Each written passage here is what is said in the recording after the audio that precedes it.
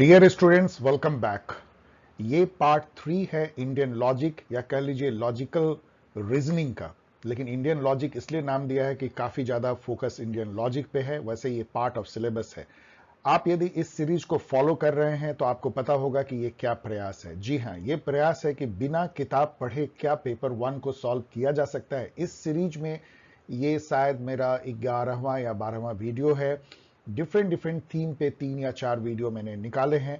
And अब तो exam जो है 11 अक्टूबर काफी करीब आ गई है, तो ये लास्ट होगा इस सीरीज का। आई होप कि आप लोगों को इससे फायदा होगा और आप अधिक से अधिक पेपर 1 में स्कोर कर पाएंगे। यदि आप पहली बार इस चैनल को देख रहे हैं तो आपका बहुत बहुत स्वागत है और आपको बहुत जल्द पता लग जाएगा कि ये चैनल कैसे अलग है और सब यूट्यूब वीडियो से। आप इंजॉय करने लगेंगे और एक कम्युनिटी का पार्ट बनेंगे life long. So welcome. And if you are following this channel, आप मेरे सब्सक्राइबर हैं तो वेलकम बैक। चलिए हम लोग शुरू करते हैं। Indian logic part 3, part 1, part 2 का आपको लिंक मिल जाएगा, आप उसको देख सकते हैं। Let us begin. इसमें यहाँ पे गलत लिखा हुआ है। चलिए इसको, इसमें बहुत सारे पेपर्स हैं जो क्वेश्चन है, मैं बताऊंगा किस तरह क्वेश्चन इसमें है। सिलेबस को अब मैं डिस्कस नहीं करूंगा। पार्ट 1 पार्ट 2 में मैंने कुछ पार्ट 1 में तो काफी आप देख लीजिए। सिलेबस के एक एक वर्ड को गौर से देख लीजिए, वो पूछा जाता है, आपको ये जानना है, चाहे किसी भी सोर्स से आप जाने। आइए अब क्वेश्चन आंसर का दौर करते हैं शुरू। ये क्वेश्चन मैंने शुरू में ये इंडिकेटर नहीं दिया, 2017 का पेपर है। मैंने बहुत ही डिफरेंट तरह के क्वेश्चन इसमें सेलेक्ट किए हैं क्योंकि ये लास्ट वीडियो है तो मैं कोई सारे नहीं सेलेक्ट कर रहा हूं। उसका पर्पस ये है कि आपको तीनों वीडियो मिला करके पूरा नॉलेज मिल जाए कि आप 5 क्वेश्चन टैकल कर सके। इसलिए इस वीडियो में मैंने ऐसे क्वेश्चन लिए हैं जो पार्ट 1 2 में कम है। और ये सब जो है 2017, 2016, 2015 और कुछ 2014 के पेपर के हैं। अब आप देखेंगे कि ये जो क्वेश्चन है ये थोड़े अलग जैसे हैं पार्ट 1 और 2 से भी। पार्ट 1 में आपने देखा जो लेटेस्ट पेपर थे वो इंडियन लॉजिक पे बहुत ज्यादा फोकस कर रहे थे। जो पार्ट 2 था उसमें जो एरिस्टोटेलियन जो स्क्वायर होता है, square of opposition and logical argument, Venn diagram, उस टाइप के क्वेश्चन ज्यादा थे। यहां पे थोड़े मिक्स हैं। इसमें एरिस्टोटेलियन स्क्वायर के काफी क्वेश्चन हैं, वेन डायग्राम के भी काफी क्वेश्चन हैं और थोड़े मिक्स भी हैं, जनरल भी हैं। लेकिन मैं फिर से एक बार बोलूंगा कि सबसे ज्यादा रिलेवेंट है पार्ट 1 के क्वेश्चन, क्योंकि वो सबसे लेटेस्ट हैं और ऐसा शिफ्ट हो रहा है कि ये लॉजिकल रीजनिंग का पेपर जो है इंडियन लॉजिक में कन्वर्ट हो रहा है। मुझे ऐसा फील हो रहा है, ध्यान रखिएगा इस बात को। चलिए विद दिस डिस्क्लेमर हम लोग इसको शुरू करते हैं। अब ये कह रहे हैं कि ये प्रेमिसेस है और ये कंक्लूजन है। कौन सा कंक्लूजन सही होगा? आपको पता है कि ये एरिस्टोटेलियन सैलोगिज्म कहलाता है। मतलब 2 प्रेमिसेस एक कंक्लूजन। तीनों जो लाइन होते हैं, प्रेमिसेस और कंक्लूजन, सभी जो है एक तरह के स्टेटमेंट हैं, प्रपोजिशन है। इसमें इस दोनों से ये फॉलो करता है और यदि ये तीनों कंसिस्टेंट हो लॉजिकली तो इसको आर्गुमेंट कहते हैं। क्या कहते हैं? Argument, logical argument. दूसरा ये है कि ये जो दोनों जो स्टेटमेंट प्रेमिसेस होते हैं उससे जस्ट ये लॉजिकली जो है वो कंसिस्टेंट होना चाहिए। मतलब रियली ट्रू है या फॉल्स उससे मतलब नहीं है। हो सकता है बहुत एब्सर्ड टाइप का आए, ऐसा आ जाए कि डेविड इज ए बैट, मतलब डेविड एक मैन का नाम है बैट, लेकिन उससे नहीं मतलब है। ये दोनों प्रेमिसेस यदि ट्रू हैं, ये भी ट्रू है और ये भी ट्रू है, तो कंक्लूजन जो फॉलो करेगा वो वैलिड होगा। सिंपल बात है, ये दोनों ट्रू हैं तो उससे जो लॉजिकली कंसिस्टेंट जो कंक्लूजन आएगा वो वैलिड कंक्लूजन होगा, चाहे वो ऐसे कितना भी एब्सर्ड हो कंटेंट में। तो ये इसमें और भी बातें मैंने आपको बताई थी, बस जस्ट रिवाइज कर दूं कि एक इसमें से मेजर प्रेमिसेस होता है, एक माइनर प्रेमिसेस होता है और कंक्लूजन होते हैं। मेजर प्रेमिसेस का जो, जस्ट रिवाइज करा रहा हूं, मेजर प्रेमिसेस का जो प्रेडिकेट होता है उसको मेजर टर्म कहते हैं। जो माइनर प्रेमिसेस का जो सब्जेक्ट होता है उसको माइनर टर्म कहते हैं और जो दोनों टर्म में कॉमन होता है उसका मिडिल टर्म कहते हैं। कंक्लूजन में मिडिल टर्म गायब हो जाता है और बेसिकली जो है मेजर टर्म माइनर टर्म का बीच का एक रिलेशन जो है एस्टैब्लिश हो जाता है। इसलिए middle term is the main thing, वही तो मेन मामला है। चलिए अब देखिए प्रेमिसेस क्या है। अब हम लोग वेन डायग्राम का यूज करेंगे, ध्यान रखिएगा। All bats are mammal, no birds are bat. चलिए पहले वेन डायग्राम खींचते हैं। ऑल बैट्स आर मैमल, आपको पता है इसको कैसे खींचते हैं? पहले हम एक बैट बनाएंगे, बी से लिखा, और एक बड़ा गोला बनाएंगे जो इसको पूरा खा जाएगा, ये मैमल होगा। ये शो करने का मतलब है कि कोई भी बैट जो इसका सब इस सेट का मेंबर है ये मैमल जरूर होगा। यही है, अब बाहर हो ही नहीं सकता है। दूसरा है नो बर्ड्स आर बैट। अब बर्ड, बैट और बर्ड, एक बर्ड का गोला बनाते हैं, ये बर्ड है, BI लिख देते हैं, और इन दोनों में कुछ भी कॉमन नहीं है। आप ध्यान रखिए, कुछ भी कॉमन नहीं है। इसको ऐसे दिखाते हैं, जब दो गोले में कुछ भी नहीं होता, जैसे यहां ये है बैट और ये है बर्ड, इसमें कुछ भी कॉमन नहीं, तो एक लाइन खींच देते हैं। अब ये हमारा वेन डायग्राम बन गया। इस तरह का बनाना सीख लीजिएगा। और यदि दोनों ऐसे हो कि सम बैट और बर्ड, तो बैट बनाएंगे, यहां पे बर्ड बनाएंगे, और दोनों में ये कॉमन कर देंगे। दो गोले एक दूसरे को काटते रहेंगे। आपको एक और बता दें कि सम बैट आर नॉट बर्ड, तो ऐसे बनाएंगे, बैट बनाए, बर्ड बनाए और नॉट बर्ड, तो ये वाला पार्ट को शेड कर देंगे, ये बैट, ये बर्ड, इस टाइप से बनाते हैं हम लोग। ओके, तो अब वेन डायग्राम यदि बन गया तो अब देखिए, no birds are mammal, no birds are mammal, ये तो एकदम एब्सर्ड है। जब ऑल बर्ड्स आर मैमल है तो नो बर्ड्स आर मैमल तो इसे फॉलो करे, मतलब इससे फ्लो करता ही नहीं है। Some birds are not mammal, some birds are not mammal भी गलत है। कैसे? जब ऑल बर्ड मैमल है तो कोई ऐसा बर्ड है ही नहीं जो मैमल नहीं है, तो ये भी गलत है। नो बैट्स आर बर्ड, अब देखिए बर्ड और बैट में, बर्ड और बैट में कोई कॉमनलिटी नहीं है, इसलिए नो बैट्स आर बर्ड बिल्कुल सही है। दोनों में कोई कुछ भी एक्सक्लूसिव है, इसका मतलब ये सही है। ऑल मैमल्स आर बर्ड, नहीं, ऑल बर्ड्स आर मैमल का ये मतलब नहीं है कि ऑल मैमल्स बर्ड होंगे। यहां पे जो मैमल हैं इस गोले के बाहर, बर्ड वाले गोले के बाहर, वो नहीं है बर्ड, केवल इस गोले के अंदर दोनों में कॉमन है, तो इसलिए ये भी गलत है। तो क्या हुआ, केवल 3 फॉलो करता है, तो फ्लो करता है। ये यही वैलिड कंक्लूजन है यदि ये दोनों प्रेमिसेस सही हैं तो इस तरह का गोले बनाना, मतलब वेन डायग्राम कहते हैं, और उससे निकालना आप सीख लीजिए, इसलिए इतना डिटेल में इसमें मैंने बताया। अब आइए, बहुत सारे क्वेश्चन जो मैंने इसमें लिए हैं वो आपको एरिस्टोटेलियन स्क्वायर से रिलेटेड है, जो बहुत ही पॉपुलर है, नेट पे हर जगह आपको मिलता है। एक बार चलिए फिर से हम लोग इसको रिवाइज करते हैं। पार्ट 2 में मैंने आपको बताया था, ये अपने ग्रेट एरिस्टोटल का स्क्वायर है, स्क्वायर ऑफ अपोजिशन कहते हैं। इसमें 4 टाइप के जो है प्रोपोजिशन है, AEIO। ए टाइप मतलब all type, every S is P, every S कुछ भी हो सकता है। जैसे यहां पे देखिए, ऑनेस्ट पीपुल और सफर का है नाता, तो ऑल ऑनेस्ट पर्सन सफर, ये भी वही है, एवरी एस पी या ऑल एस पी। तो यहां एस हो गया ऑनेस्ट और सफर हो गया पी, तो ऑल एस पी। यहां इसका जो कॉन्ट्रेरी है ये होता है ई स्टेटमेंट या E proposition, no S is P, मतलब कि नो ऑनेस्ट पीपल सफर, ये ई हो गया। इसी तरह यहां नीचे आ जाइए, तो आई जो होता है, आई टाइप ऑफ प्रोपोजिशन, ये होता है some S is P, some honest people suffer, तो ये आई टाइप है। और some honest people do not suffer, ये ओ टाइप है। अब ये जब चारों को आपने समझ लिया, फिर से एक बार देखिए, all S P, no S P, some S not P. अब इसका गोला भी आप बना सकते हैं, आपको पता है, मैंने अभी बताया, मतलब वेन डायग्राम। अब यदि आपने ये समझ लिया है तो ये रिलेशन भी समझ लीजिए कि ए और ई के बीच का रिलेशन को कॉन्ट्रेरी कहते हैं, मतलब ये दोनों प्रपोजिशन आपस में कॉन्ट्रेरी हैं।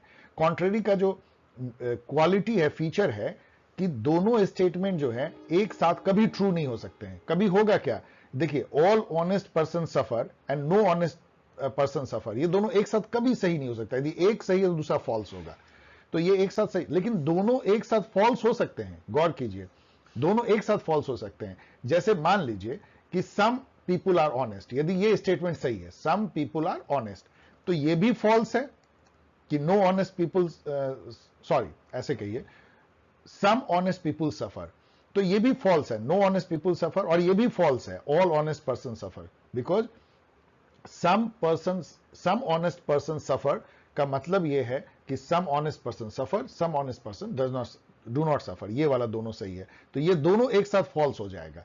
तो दोनों एक साथ फॉल्स तो हो सकते हैं, लेकिन दोनों एक साथ ट्रू नहीं हो सकते हैं, ये इनका रिलेशन होता है। इसी तरह से आइए, अब मैं आपको समझा रहा हूं, इसलिए थोड़ा टाइम लग रहा है इसमें, और टाइम दीजिए।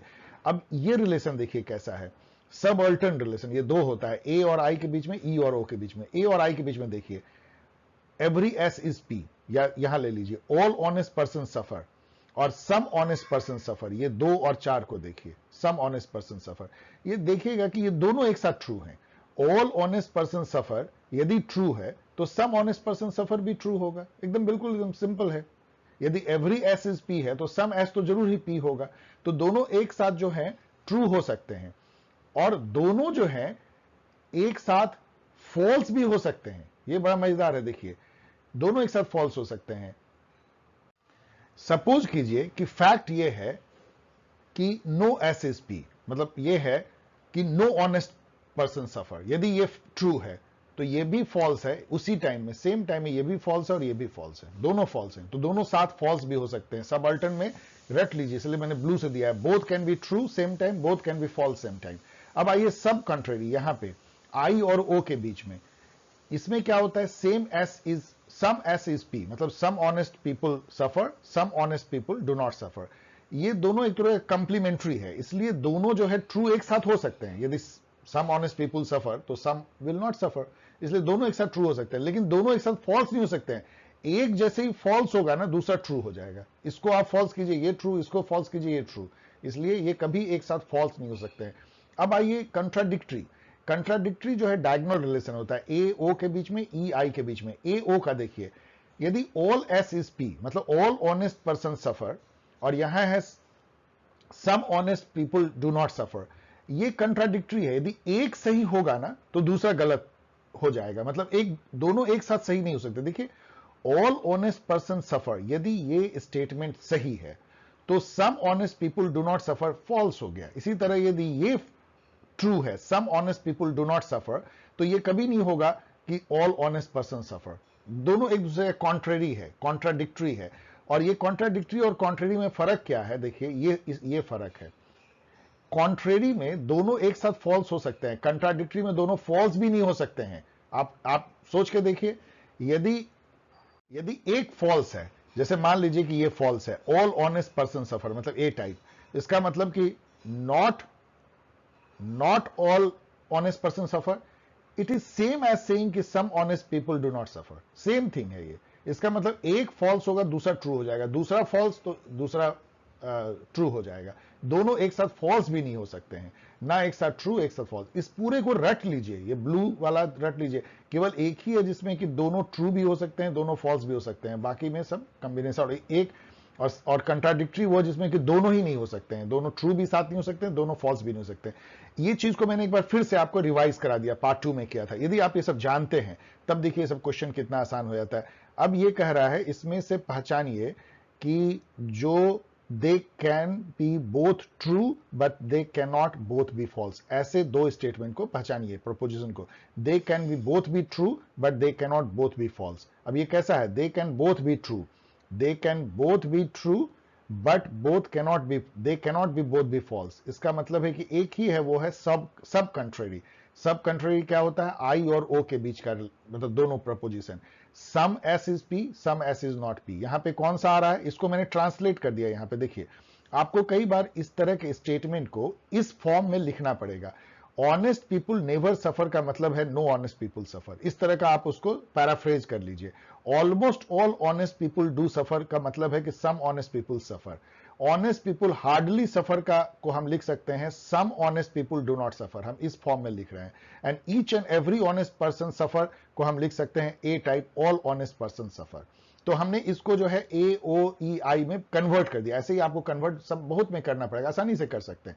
अब यदि आपने कन्वर्ट कर लिया तो देखिए, some honest people suffer is I, ये आई टाइप है, और some honest people do not suffer जो है ये ओ टाइप है। तो आई और ओ के बीच का रिलेशन जो है सब कंट्रेरी होता है, यहां पे देखिए। और वही यहां पे जो है ऐसा होगा जिसमें कि both can be true same time but can not be false same time. तो ये 2 and 3 को टिक मार लीजिए। ये क्वेश्चन बहुत ही अच्छा क्वेश्चन है जो आपको बहुत सारे नॉलेज देता है और बहुत सारे इस तरह क्वेश्चन को सॉल्व करने की एबिलिटी देता है, यदि आप रियली समझ गए जो मैं बोल रहा हूं। 3-4 बार देख लीजिए, 5 बार। अब आइए, अब 3 से बढ़ेंगे क्योंकि बहुत सारे क्वेश्चन जो है अरिस्टोटेलियन स्क्वायर पे हैं। अब यहां पे देखिए, यहां पे स्टेटमेंट दिए गए हैं 4।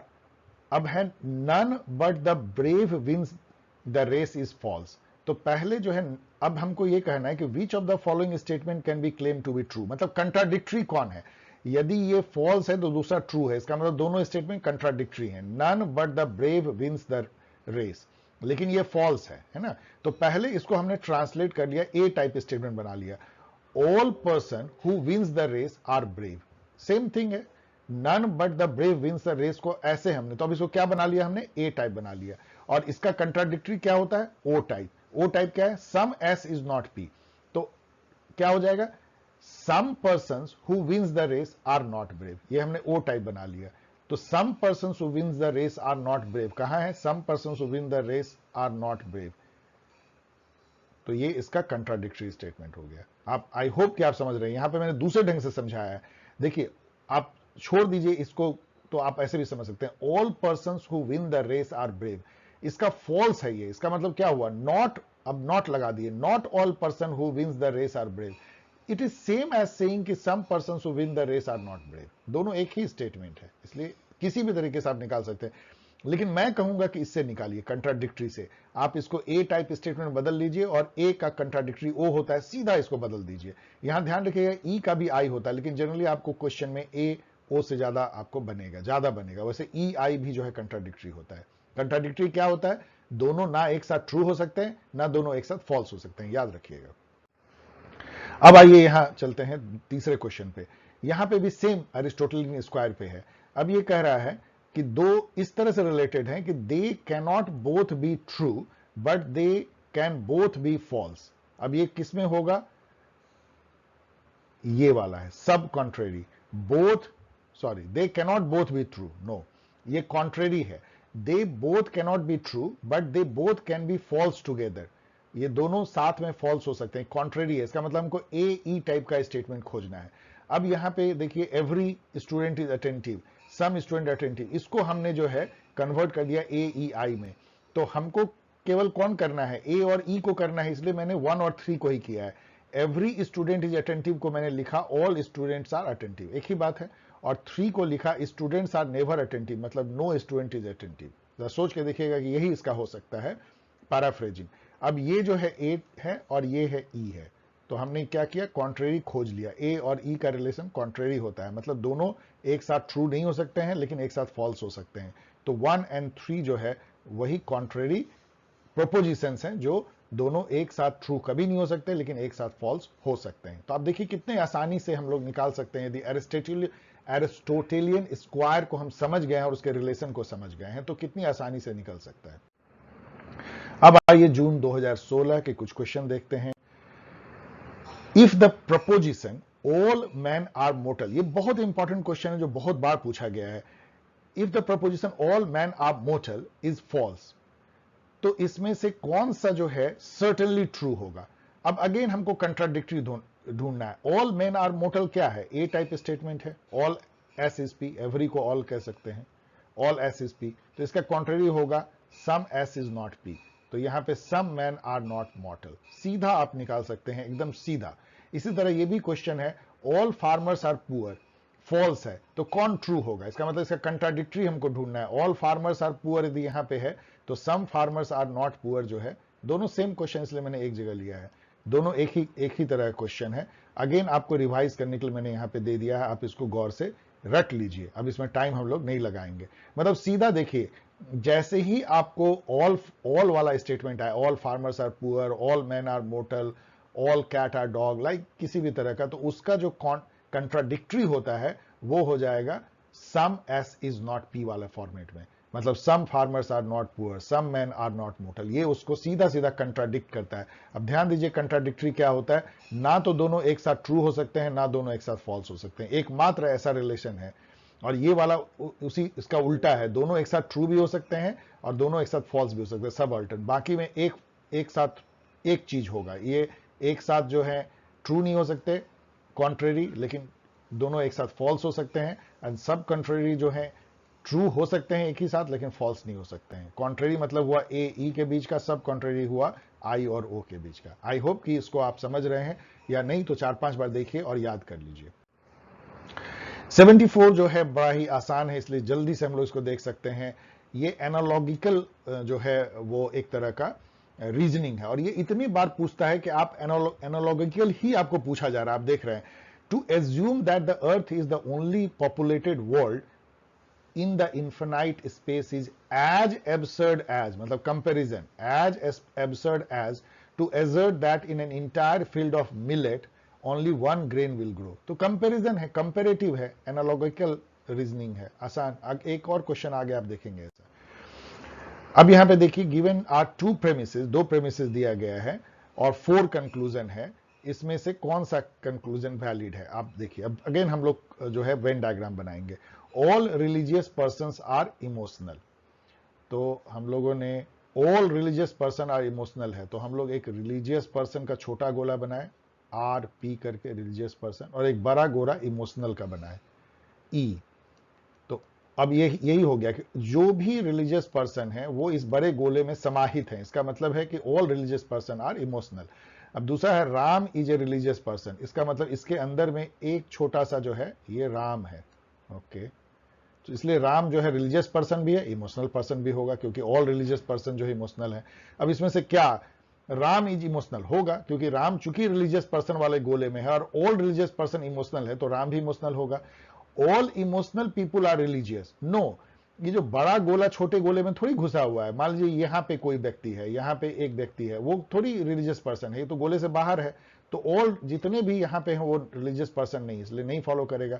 Ram is not a non religious person, Ram is not a non religious person, no, Ram is a religious person, चूंकि ये इस रिलीजियस पर्सन वाले गोले के अंदर है, ये नॉट हो ही नहीं सकता है, ये कंट्राडिक्ट कर रहा है, नहीं होगा।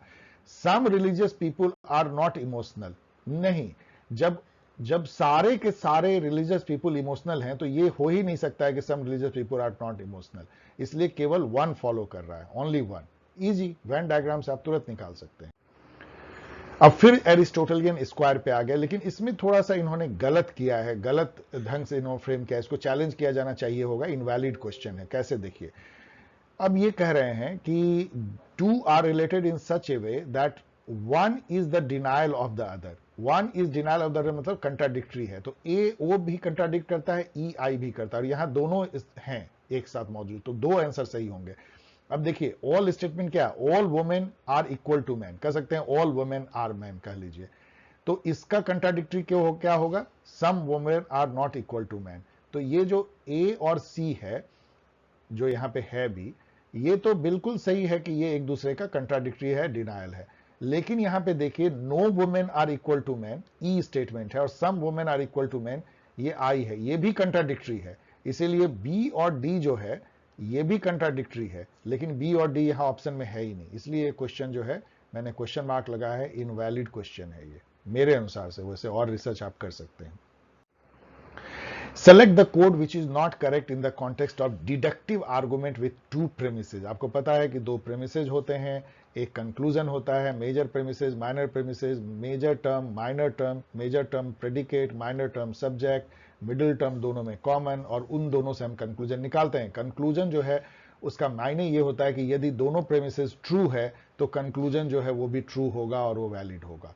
यही है, इसको लॉजिकल मतलब कंसिस्टेंसी कहते हैं, और ये डिडक्टिव रीजनिंग है। आप एक गिवन नॉलेज को एक्सेप्ट कर लेते हैं कि वो ट्रू है जो प्रेमिसेस में है, और उसके बेसिस पे आप आर्गुमेंट करते हैं। अब यदि ये फॉल्स होगा तो आपका ये भी फॉल्स हो जाएगा। ओके, अब ये है, यहां पे देखिए क्या है, यहां पे ये नॉलेज आप पहले ले लीजिए, उसको रट लीजिए, 5 बार रट लीजिए। A deductive argument is invalid if its premises are all true but its conclusion is false. देखिए, तीनों को मिला के आर्गुमेंट कहते हैं, प्रेमिसेस एंड कंक्लूजन, तीनों को मिला के हम डिडक्टिव आर्गुमेंट कहते हैं, तो ये डिडक्टिव आर्गुमेंट है। अब देखिए, यदि ये भी ट्रू है और ये भी ट्रू है तो ये फॉल्स हो ही नहीं सकता है, ये फॉल्स नहीं हो सकता है कंक्लूजन। यदि ये दोनों ट्रू है तो कंक्लूजन भी ट्रू होगा, और यदि ये फॉल्स है तो इसका मतलब ये इनवैलिड कंक्लूजन है, या इनवैलिड जो है कंक्लूजन जो है वो इनवैलिड है, या आर्गुमेंट इनवैलिड होता है। याद रखिएगा, आर्गुमेंट वैलिड या इनवैलिड होता है, मतलब ये पूरा जो आर्गुमेंट है इनवैलिड हो जाएगा। प्रेमिसेस ट्रू या फॉल्स होते हैं, ध्यान रखिएगा इस बात को। तो इसका मतलब ये है कि दोनों यदि ट्रू प्रेमिसेस है तो कंक्लूजन को भी ट्रू होना पड़ेगा, यदि वो फॉल्स है तो ये पूरा आर्गुमेंट जो है इनवैलिड हो गया। अब ये कहता है, यहां पे देखिए वो चीज यहां पे कह रहा है, N argument with two true premises and a false conclusion may be valid. No, it cannot be valid as per this. ये पूरा argument invalid हो गया। यदि दोनों true premises है, premises true हैं, तो conclusion false नहीं हो सकता। यदि ऐसा है तो invalid argument है। बाकी सब जो है ना valid argument है, मतलब ये argument का form valid है। ऐसा आर्गुमेंट हो सकता है, मतलब ये तो तीनों मिला करके, जहां पे कि एक प्रेमिसेस ट्रू है, एक फॉल्स है और कंक्लूजन फॉल्स हो गया है, ये पॉसिबल है, ये वैलिड आर्गुमेंट है। इसी तरह से ऐसा जहां पे कि एक ट्रू है, एक फॉल्स है और एक ट्रू कंक्लूजन ड्रॉ कर लिया गया उससे, वो भी वैलिड है। एक आर्गुमेंट ऐसा भी कि दोनों फॉल्स प्रेमिसेज है, उससे फॉल्स कंक्लूजन ड्रॉ किया गया, होगा ही फॉल्स, तो वो भी आर्गुमेंट वैलिड है, कंसिस्टेंट है लॉजिकली, कि दोनों प्रेमिसेज फॉल्स है तो कंक्लूजन भी फॉल्स होगा। लेकिन ये कभी नहीं वैलिड है कि दोनों प्रेमिसेस तो ट्रू है लेकिन कंक्लूजन फॉल्स हो गया, तो पूरा आर्गुमेंट जो है इनवैलिड हो गया। याद कर लीजिए इसको। अब आइए दिसंबर 2015 के कुछ क्वेश्चन देखते हैं। फिर अगेन जो है एरिस्टोटेलियन आ गया आपको स्क्वायर, तो कितनी बार आ रहा है इस पूरे वीडियो में आपको ये रटा जाना चाहिए। अब यहां पे है among the following statement, following दो बार हो गया, two contradictory, two statement are contradictory, मतलब ए ओ है या ई आई है। तो देखिए क्या है, ऑल पोएट्स आर फिलोसफर, ये ए टाइप है, और some poets are not philosopher, O type है। तो ये 1 और 3 तो आपको मिल गया, ये कंट्राडिक्टरी। अब गौर कीजिए कि ये कंट्राडिक्टरी नहीं है, no philosopher is a poet तो ई टाइप है, लेकिन सम पोएट्स आर फिलोसफर यहां पलट दिया गया है, इसलिए ये आई स्टेटमेंट नहीं है, ध्यान दीजिएगा, ये थोड़ा अलग है, इसलिए ये तो सही है कि इसको आप छोड़ सकते हैं, यहां पे कम कंफ्यूजन है।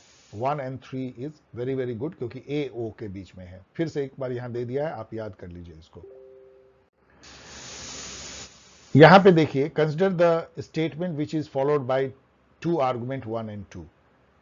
तो एक स्टेटमेंट है कि India should have a very strong and powerful Lokpal, और ये यदि ये स्टेटमेंट मान लीजिए कि ट्रू है, India should have a very strong and powerful Lokpal, इसका आर्गुमेंट क्या है ये स्टेटमेंट को ट्रू करने का, मतलब आर्गुमेंट दिया जा रहा है, सॉरी मैंने कहा कि इसको ट्रू मान लीजिए, नहीं, इसको आर्गुमेंट दिया जा रहा है, ये एक तरह का प्रपोजिशन है। इसका आर्गुमेंट ये है कि yes it will go long way in eliminating corruption in bureaucracy. सही है, कौन बोलेगा नहीं, लोकपाल का काम ही यही है।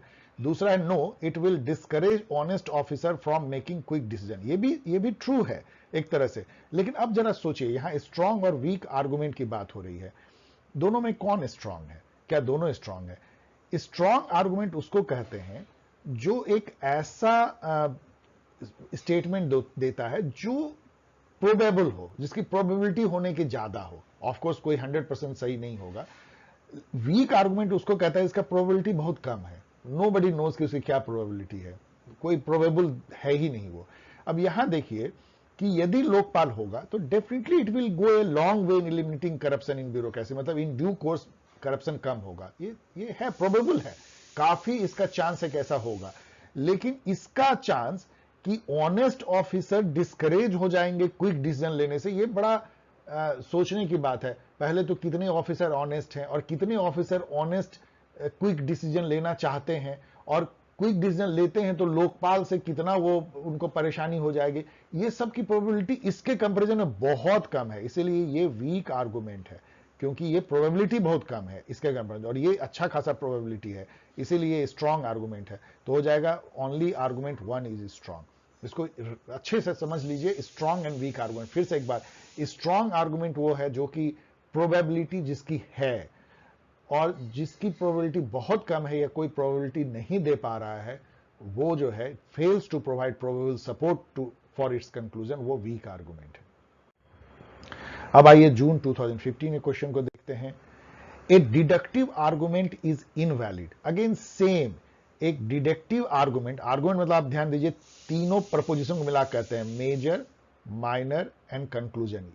Major premises, minor premises and conclusion, इसको मिला के कहते हैं हम डिडक्टिव आर्गुमेंट। ये फॉल्स, ये इनवैलिड होगा यदि ये दोनों ट्रू हो और ये फॉल्स हो। तो यही अभी दूसरी बार पूछा जा रहा है, A deductive argument is invalid if its premises are all true but its conclusion is false. So a deductive argument is invalid if its premises are true but its conclusion is false. दूसरी बार है, रट लीजिए।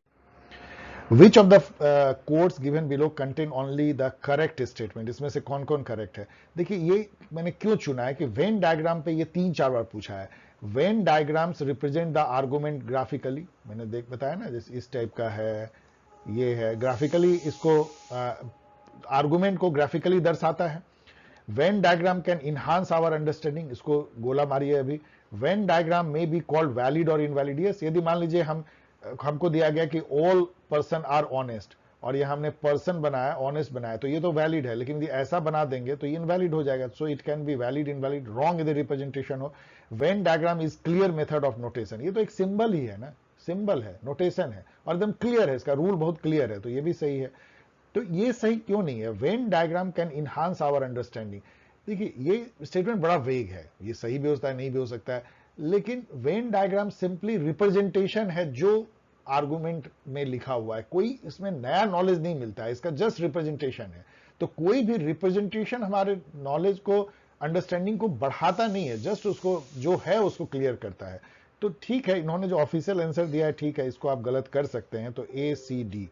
और यहां पे एक और चीज देखिए, आपको इतना दिमाग भी नहीं लगाना है, ऑप्शन पे जाइए, 3 ही ऑप्शन करेक्ट है, ऑल ऑप्शन करेक्ट है ही नहीं, तो एक आपको हटाना ही हटाना है. तो एक किसको हटाएंगे? सबसे कमजोर कड़ी यही है, इसलिए बी को हटाइए, तो ए सी डी को सही कर दीजिए, इतना सोचना भी नहीं है आपको.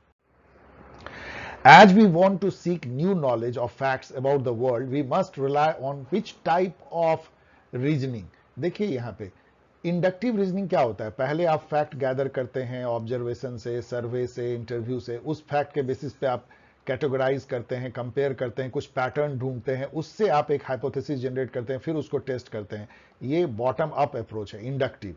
और ये जो डिडक्टिव होता है वो टॉप डाउन है, पहले ही आप कोई गिवन नॉलेज से या रैशनलिज्म से, ट्रांसडेंटल से, एब्स्ट्रैक्ट रीजनिंग से कोई एक हाइपोथेसिस को आप पहले दे देते हैं, और फिर फैक्ट के बेसिस पे कुछ पर्टिकुलर इंस्टेंसेस उसको फैक्ट कहते हैं, उसके बेसिस पे इसको टेस्ट करते हैं, और भी तरीके से टेस्ट करते हैं लॉजिकली, और तब आप इसको थ्योरी निकालते हैं. बॉटम टॉप डाउन अप्रोच है. तो यदि आपको न्यू नॉलेज गैदर करना है तो ऑलवेज इंडक्टिव करना होगा, क्योंकि यही आप जो है फैक्ट को या डेटा को गैदर करते हैं, दैट इज द ओनली. यहां पे तो न्यू नॉलेज, डिडक्टिव में आपने देखा गिवन नॉलेज के बेसिस पे हम आगे बढ़ जाते हैं, उसी के बेसिस पे हम अपना कंक्लूजन निकालते हैं.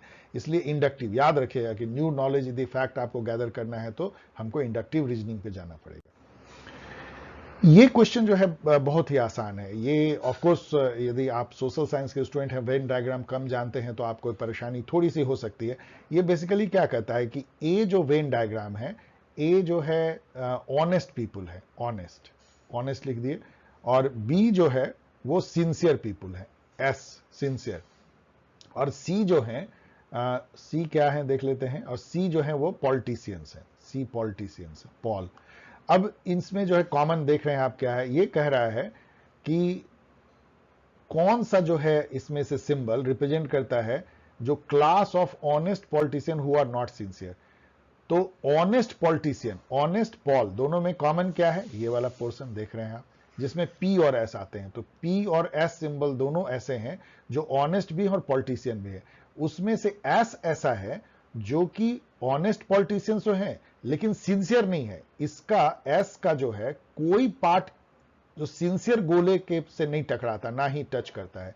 इसीलिए सही आंसर क्या होगा? ऐसे पर्सन जो ऑनेस्ट पॉलिटिशियन है लेकिन सिंसियर नहीं है, वो है एस, ये वाला, ये. सो एस विल बी आंसर. आप एक बार देख लीजिएगा मैं क्या कह रहा हूं. अब यहां पे देखिए फिर से एनोलॉजिकल जो है या एनोलॉजिकल रीजनिंग इसमें आ गया, आर्गुमेंट आ गया. A man ought no more to value himself of being. देखिए हिंदी में ये क्या कहता है, एक मर्द को जो है एक औरत से अपने को ज्यादा बुद्धिमान नहीं समझना चाहिए इस बेसिस पे कि आपको बेटर एजुकेशन मिला है, तो इसलिए आप ज्यादा बुद्धिमान हो, और कोई कारण नहीं है कि वुमेन से आप ज्यादा बुद्धिमान अपने को साबित करो. उसी तरीके से जैसे एक आदमी को दूसरे आदमी जिसका हाथ बंधा हुआ है उससे अपने को ज्यादा बहादुर नहीं समझना चाहिए. एकदम ये एक एनालॉगी है, तो एनालॉजिकल आर्गुमेंट है. दूसरी बार ये आ रहा है, इसलिए मैंने चूज किया है कि काफी आता है, तो आप इसको याद कर लीजिए एनालॉजिकल आर्गुमेंट कैसे किया जाता है, comparison, comparative politics sort of. फिर से एक बार लौट करके आ गया वही Aristotelian square of opposition. By which of the following proposition the proposition wise man are hardly afraid of death. पहले तो ऐसा स्टेटमेंट आए तो इसको AEIO जो भी बनता है उसमें कन्वर्ट कर लीजिए. सो मैंने कन्वर्ट कर लिया, wise man are hardly afraid of death. इसका मतलब यह हुआ कि some wise man are not afraid of death. सोच के देखिएगा, यही है. और ये मैंने आइडिया भी इसी से लिया, आप भी इसी से लेंगे.